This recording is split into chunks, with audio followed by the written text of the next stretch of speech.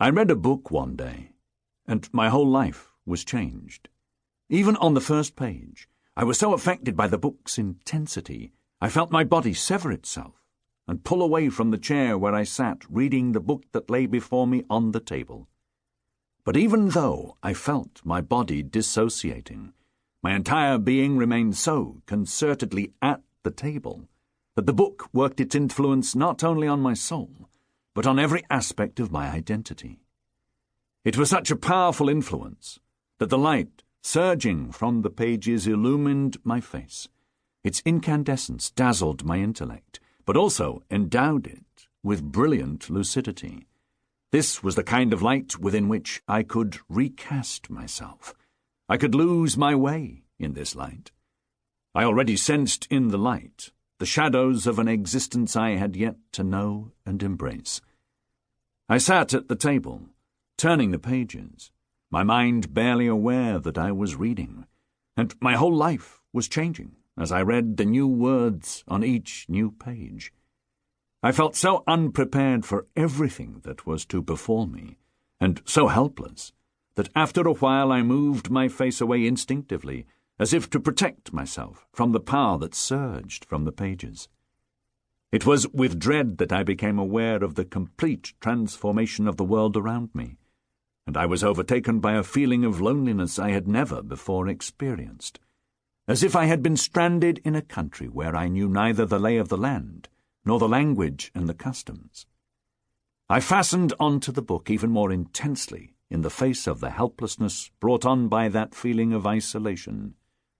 Nothing besides the book could reveal to me what was my necessary course of action, what it was that I might believe in or observe, and what path my life was to take in the new country in which I found myself.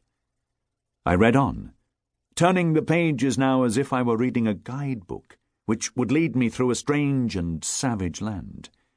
"Help me," I felt like saying. "Help me find the new life, safe and unscathed by any mishap." Yet I knew the new life was built on words in the guidebook. I read it, word for word, trying to find my path, but at the same time I was also imagining, to my own amazement, wonders upon wonders which would surely lead me astray. The book lay on my table reflecting its light on my face, yet it seemed similar to the other familiar objects in the room. While I accepted, with joy and wonder, the possibility of a new life in the new world that lay before me, I was aware that the book, which had changed my life so intensely, was in fact something quite ordinary.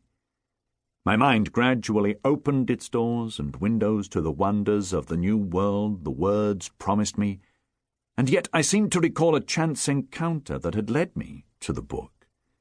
But the memory was no more than a superficial image, one that hadn't completely impressed itself on my consciousness.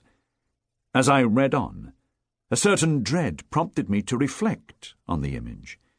The new world the book revealed was so alien, so odd and astonishing that, in order to escape being totally immersed in this universe, I was anxious to sense anything related to the present.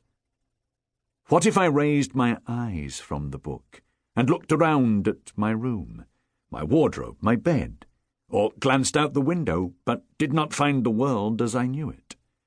I was inhabited with this fear. Minutes and pages followed one another. Trains went by in the distance. I heard my mother leave and then return. I listened to the everyday roar of the city, the tinkle of the yogurt vendor's bell in the street, car engines, all the sounds familiar to me, as if I were hearing outlandish sounds. At first, I thought there was a downpour outside, but it turned out to be the sound of some girls jumping rope. I thought it was beginning to clear up, but then there was the patter of raindrops on my window. I read the following page, the next one, and the ones after that.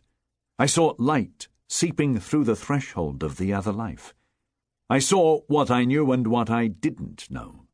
I saw my life, the path I assumed my own life would take.